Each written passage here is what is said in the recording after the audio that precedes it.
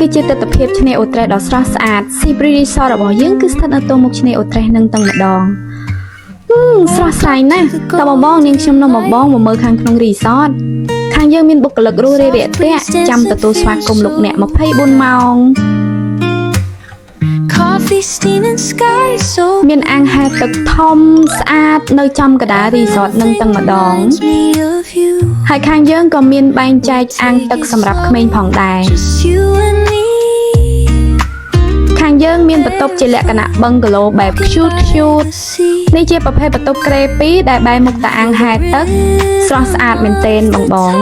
ងាយស្រួលបំផុតសម្រាប់គ្រួសារដែលមានក្មេងចំណែកមួយនេះជាប្រភេទបន្ទប់បែរទៅមុខសួនស្អាតម្យ៉ាងម្នាក់ពីប្រភេទបន្ទប់ក្រេ2នៅគ្រប់មុខបន្ទប់ទាំងអស់យើងមានរៀបចំតុកៅអីសម្រាប់អង្គុយលេងបែប chill fresh មែនតើខ្យល់សមុទ្រណា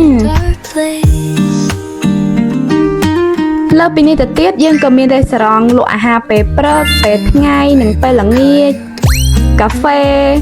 និងភេសជ្ជៈគ្រប់មុខបងអាចមកសាកភ្លក់រសជាតិកាហ្វេម៉ាត់ឆាខុបឆានិងភេសជ្ជៈផ្សេងអ្វីដែលកាន់តែពិសេសរៀងរាល់ចុងសប្តាហ៍យើងមានរៀបចំជាប៊ូហ្វេគុយទាវឈ្ងុយឆ្ងាញ់រងចាំស្វាគមន៍លោកអ្នកនិយាយអញ្ចឹងរដូវបុណ្យអុំទូកចិត្តមកដល់បងកុំភ្លេចកក់បន្ទប់គេងនៅ Sea Breeze Resort ណា